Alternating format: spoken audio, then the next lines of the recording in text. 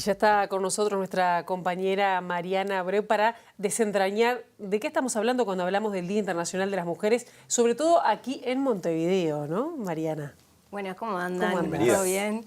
Sí, es una fecha que si bien tiene como 100 años de historia, ¿no? Porque se empezó a conmemorar ya hace mucho tiempo, en Uruguay ha venido tomando cada vez más relevancia y mayor visibilidad. También en otros países de América Latina. Quizá un punto de inflexión fue en el 2017, cuando hubo aquella marcha por 18 de julio en Montevideo, súper multitudinaria. Hablaban de 300.000 personas quienes la organizaban. Y todo indica que este próximo 8 de marzo, este viernes, también se vaya a dar un movimiento similar, porque hay muchos colectivos que se están organizando. La marcha tiene como unas características específicas, ¿no?, de organización. Es una organización más horizontal, son varias organizaciones las que convocan, varios colectivos. Y bueno, y han surgido, por ejemplo, desde las maestras feministas y las profesoras de la educación feministas, hasta las organizaciones de mujeres dentro de los sindicatos, dentro de las cooperativas de vivienda, diferentes colectivos que están como, bueno, reflexionando sobre el tema, preparando actividades, y lo bueno es que después también siguen trabajando, ¿no?, claro, durante el año. No es ese día que antes en un momento te regalaban bombones, claro, o te saludaban feliz día, feliz. No, es un día de reivindicación y de reclamo. Sí, exactamente. Este es el carácter un poco que las organizaciones y los colectivos intentan como destacar. Ya pasó aquello de flores y bombones, claro, ¿no? Esta consigna de no hay flores. Claro, ni flores ni bombones, día de lucha, por ahí se decía. Y bueno, quizás están las flores y los bombones, pero la idea es que no se reduzca solo a eso o a un día comercial. Si les parece, compartimos un tape. Nosotros estuvimos conversando con mujeres militantes, quizá no de las caras más visibles. Bien. Son mujeres diversas, una trabajadora doméstica, una académica, una mujer trans, una mujer afro, que tienen en común que están organizadas, que ellas integran colectivos. Y bueno, les preguntamos por qué luchan, cuáles son sus motivos de lucha. Si les parece, escuchamos sus testimonios. A ver. Desde que nacemos, por lo menos en mi caso, sufrís violencia de tu familia, de tus compañeros de clase, en el liceo. Está realmente naturalizado, lo tomás natural, que te golpeen, está naturalizado de que te ordenen, de que te manden. Porque es una realidad que va en todos los espacios que vivimos, desde que nos tomamos un ómnibus, cruzamos una calle, nuestros ámbitos laborales, los espacios musicales o de expresiones artísticas, de expresiones sociales, de expresiones políticas en general. De las discusiones que hemos tenido siempre lo visualizamos como que la presencia del hombre y lo masculino es lo que ha tenido más predominancia. Es lo que predomina, es lo que impone, es como lo que comanda y a lo que todas y todos estamos siempre acostumbrados. Los mandatos que la sociedad nos impone a las mujeres son muchos y a veces son muy sutiles. En principio, a nosotras nos llegó a juntarnos también muchas de las cosas que tienen que ver, por ejemplo, con la maternidad, con eso de que se espera que las mujeres sí o sí tengamos hijos, con el formar una familia, con tener una pareja tradicional, pero también cosas que tienen que ver con qué prioriza uno en su vida, en relación a sus ganas, sus estudios, sus trabajos, los mandatos de belleza, los mandatos sobre el cuerpo, el acoso, la violencia que se recibe cotidianamente en la calle y en todos los lugares en donde estamos. Como persona trans, mujer trans, nuestros derechos vienen siendo vulnerados históricamente. Las personas trans, en realidad, el 75% se dedica o dedicó a la prostitución por no tener acceso al trabajo, por ser excluida de la educación, por ser excluida de lo laboral, ser excluida de nuestras propias familias, ser objeto en una esquina porque no te queda otra, porque no tenés trabajo, porque tenés que vivir al otro día. Me da ganas de que la mujer sea libre, que sea independiente, una igualdad en sueldos, una igualdad de trabajo. Pienso que tiene que haber más respaldo del Estado hacia las mujeres. Yo lucho contra una sociedad de clases, yo lucho contra una sociedad autoritaria, yo lucho contra una sociedad jerárquica, yo lucho contra una sociedad discriminatoria. Nuestra aspiración última, nuestros sueños, nuestros deseos están en transformar el mundo, todo, no solo para las mujeres, para todos. Y nosotras queremos que haya un mundo que no haya opresión para nadie, no solo para las mujeres. Entonces soñamos con cambiar todo. Distintas visiones, Mariana, aunque con un hilo conductor, digamos, en la coincidencia, en la importancia y muchas reivindicaciones también. Sí, exactamente. Y aquí tenemos algunos números como para bajar a tierra o poner en datos duros lo que algunas de ellas comentaban. Por ejemplo, la brecha salarial, hay un estudio de una economista, Estefanía Galván, que dice que el salario promedio de las mujeres es una cuarta parte menor que el de los varones. Después hay también estudios con lo que tiene que ver con el trabajo doméstico. Ya sabemos que las tareas recargan en mayor medida, sí. Quizá cada vez menos, pero sobre las mujeres hay otro... Las tareas, el trabajo no remunerado, es decir, el trabajo en la casa. Sí, el cuidado de los hijos, de los ancianos, bueno, los mandados, todas las tareas domésticas que todos de algún otro modo tenemos que hacer. Y bueno, aquí parece que los hombres usan 1/3 de su tiempo que dedican al trabajo en general a estas tareas y las mujeres 2/3. Entonces, además de que ganan menos promedialmente, también trabajan más de alguna manera, ¿no? Después, bueno, ahí se comentaba cosas que tienen que ver con la violencia como más extrema, el tema de los feminicidios, ¿no? El año pasado el Ministerio del Interior contó en 2018 28 feminicidios. Ahí la coordinadora de feminismos hablaba de 40. Ahí siempre hablamos del criterio, la coordinadora, bueno, toma otros casos que el ministerio no los ve de repente tan claros como femicidios. Una diferencia grande aparte. Es una diferencia importante, como de 12. Además, si algunos se están investigando también, entonces hasta que no se cierren tampoco son contabilizados. Y este año, en 2019, ya hubo 3. Ahí sí coinciden las cifras, tanto de la coordinadora de esta organización como del ministerio.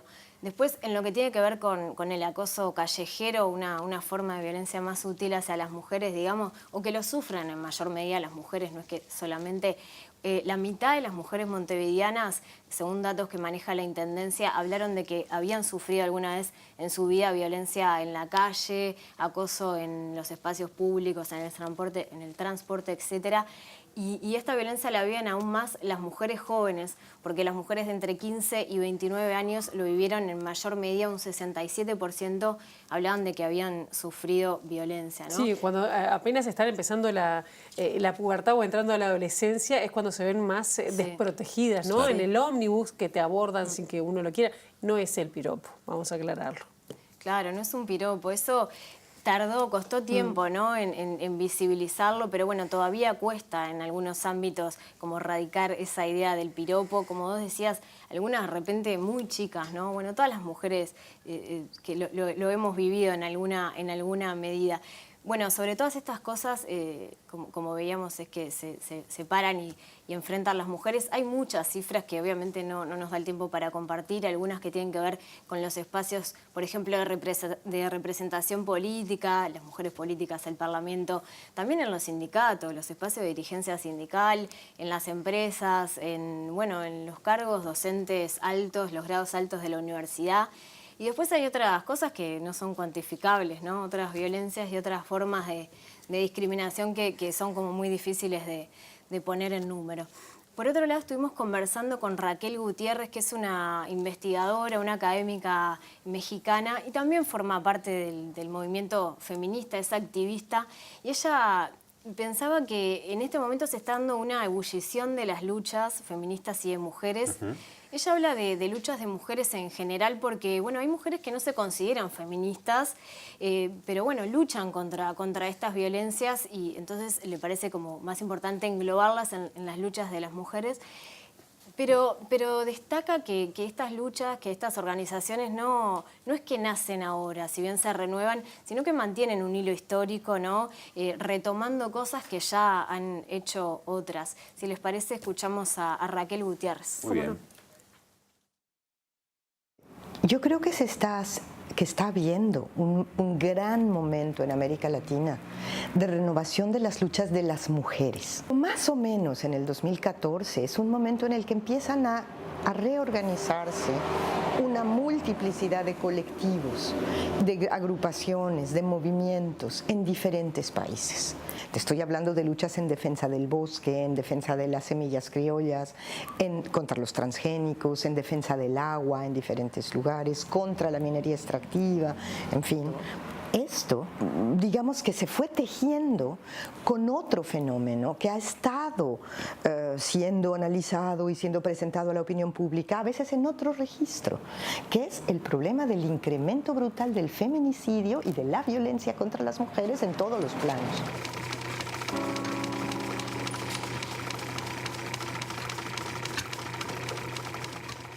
Que una lucha renace o una ola de luchas reaparecen, resurgen, se regeneran, parece para las participantes como que ellas están inaugurando un momento inédito. Y para cada vida singular es así. Pero eso ha pasado varias veces en la historia y está documentado. Pasa que la mirada dominante, que es la mirada hegemónica, digamos, que es una mirada narrada también en clave patriarcal, tiende a hacernos olvidar esta participación específica y muchas veces autónoma de las mujeres en las luchas que se llaman mixtas. Lo que hicieron aquí en el Uruguay, por ejemplo, las mujeres que sostuvieron la vida cotidiana de los presos políticos en prisiones tan grandes como las que hubo aquí, en prisiones tan largas, en periodos de prisión tan largos como los que hubo aquí, o recuperan esfuerzos sumamente creativos de mujeres que pelearon contra la heteronormatividad, abriendo el campo de la diversidad. Pero ahora todo esto se toma, se recupera y se resignifica. Interesante, Mariana, ese concepto, ¿no? Parece que estamos creando cosas nuevas y en realidad ya venían porque el relato dominante, ¿no? Invisibiliza las cuestiones que han hecho muchas mujeres desde hace muchos años. Tal cual. Y acá en Uruguay, bueno, estos ejemplos quedaban claros, ¿no? Que compartíamos con imágenes de archivo del canal, el tema de la campaña del voto verde en los 80, que se lo pusieron al hombro las mujeres. Sí, ahí veíamos Matilde Rodríguez, también estaba, habían varias mujeres, ¿no? Varias mujeres, también aquellas exiliadas que hicieron las campañas en el exterior para, bueno, ir por la liberación de los presos políticos, las presas políticas que hubo aquí también, claro, cuyas memorias no fueron tan conocidas como después los grandes militantes varones, ¿no? Que 40 años después hicieron la denuncia. Sí. De los abusos sexuales y las violaciones en las cárceles y los cuarteles, digamos. Porque sí, tardó muchísimo. Invisibilizado. Y todavía está ahí, ¿no? No se ha logrado como mayor cosa, pero ya el paso de animarse, ¿no? Y de hacer eso público genera un hecho, ¿no? Político en sí mismo. Raquel ahí hablaba también, por ejemplo, lo que tiene que ver en otras regiones de América Latina, en donde hay población más indígena y que está más presente la lucha por los recursos naturales. Hablaba de que las mujeres han sido históricamente las que han llevado adelante estas luchas, ¿no? Por las tierras, por el agua, veíamos alguna imagen ahí. También la lucha por la legalización del aborto en Argentina, que eso no es histórico, iba a decir no es histórico, en realidad hace años que se está, pero bueno, eso como reedición de las luchas, ¿no? Hay, como decíamos, está el tema de querer reivindicar el carácter histórico de esto. Una frase que manejan en la proclama, en algunas proclamas, porque hay diversas, ¿no? En las marchas, y que también un cántico que se puede escuchar, uno de los tantos, es somos las nietas de todas las brujas que no pudieron quemar. Y a mí me gusta porque tiene como un sentido literal de aquellas brujas, aquellas mujeres en realidad de la Edad Media, pero tiene algo como más simbólico o metafórico de todas esas mujeres que se han revelado y que han sido calladas o han intentado callarlas de alguna manera u otra, ¿no? Y bueno, ahí, si les parece, también compartimos el último tape de cómo viven estas mujeres que conocimos al principio y cómo es que pretenden reivindicar su 8 de marzo. Y hacer una aclaración que no lo dijimos, el 8 de marzo se establece la fecha en 1910, hay como algunas diferencias entre algunos sucesos. Esto es en una conferencia de mujeres socialistas en Dinamarca. Después ocurre un año después el incendio famoso en la textil de Nueva York, que bueno, es un rubro en el que trabajan mayoritariamente mujeres y en condiciones precarias en ese momento sobre todo. Y bueno, ahí quedan encerradas y se mueren. Ese incendio también se asocia con el tema de la fecha histórica. Después recién es en 1975 que la ONU toma ese día y lo institucionaliza Y bueno, pero vamos a la visión de ellas sobre qué significa y cómo viven el 8 de marzo estas mujeres. Vamos. El 8 de marzo nació como un día de lucha, nació como un día para reivindicar los derechos de las mujeres trabajadoras, y si bien eso puede haberse desdibujado con el tiempo, nosotras insistimos bastante en recuperar esa idea de día de lucha, porque lo que queremos es que sea un día que sirva para poner como en el debate público nuestras reivindicaciones y problematizar todo esto que vemos de la sociedad.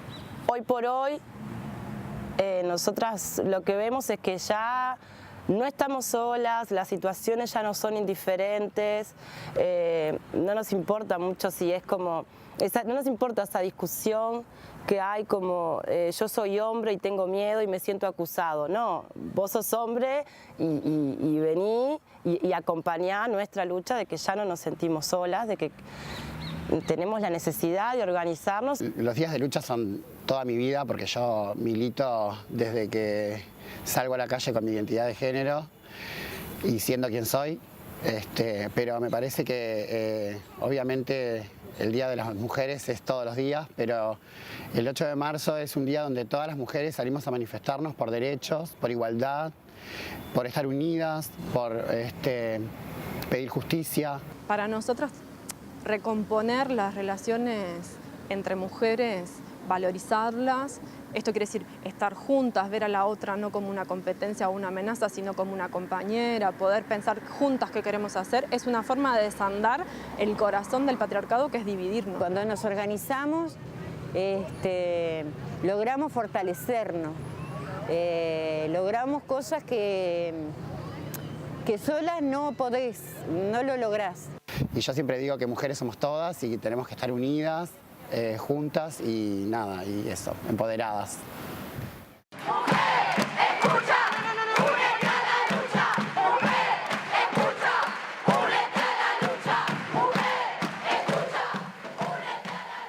Surge ahí, Mariana, el concepto de organización como respuesta a la fragmentación que desde algunos sectores se impulsa. Sí, exactamente.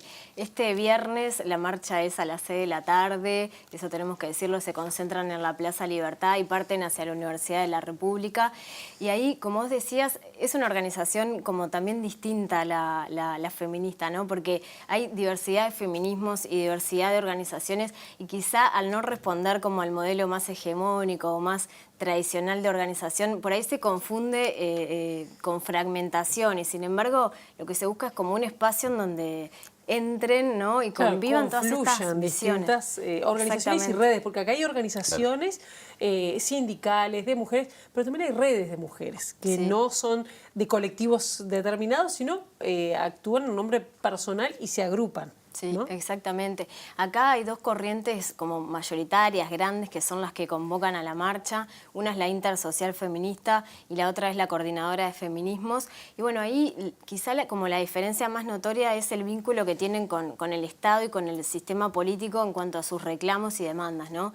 La Intersocial hace como más énfasis en ese vínculo. De hecho, bueno, ha conversado con los precandidatos, hace énfasis más en las leyes. Y la Coordinadora tiene una forma de concebir la realidad como de manera más autónoma, de los reclamos no se centran tanto en lo estatal, sino como que van por otras vías, pero lo importante es que estas corrientes logran articular y logran generar una marcha en donde no hay una sola proclama, como decíamos, no hay una sola forma de ir o de estar, o no hay un o solo una color, sola consigna. van de negro, van de violeta, van del color que quieren. Sí. Y cada una marca su identidad.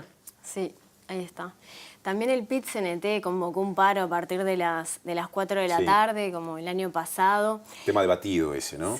Sí, fue un tema de debate porque ahí la tensión que hay un paro internacional de mujeres que se viene gestando hace unos años, se viene realizando en diversos países y este paro busca que las mujeres paren 24 horas, valga la redundancia, para notar esa ausencia, no solamente en los lugares de trabajo, sino también en las tareas domésticas, en todos los ámbitos de la vida.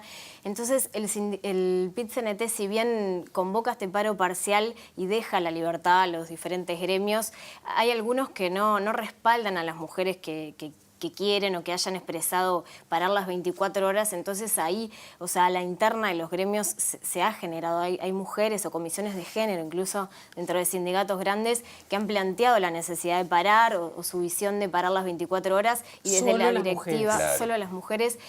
Porque ese es como el fin, ¿no? Visibilizar esa ausencia o que los compañeros varones se encarguen de esas tareas ese día, tanto las domésticas como las laborales. Y bueno, en fin, esto es una discusión que todavía se sigue dando a la interna del movimiento sindical y no está saldada. Sí, ayer en el noticiero veíamos que desde el Secretariado Ejecutivo del PIT-CNT, voces de dirigentes, mujeres, reconocían que faltó quizá profundizar en esa discusión este año y planteaban la necesidad de empezar, pensando en el año que viene, porque las movilizaciones se van a repetir, con la discusión antes, de manera de llegar con otros consensos. Claro. Vamos a ver qué sucede el próximo 8 de marzo. Primero tenemos que es el viernes, y todo indica que va a ser muy masivo y se van a generar muchas cosas. Gracias, Mariana, por el informe. Gracias a ustedes.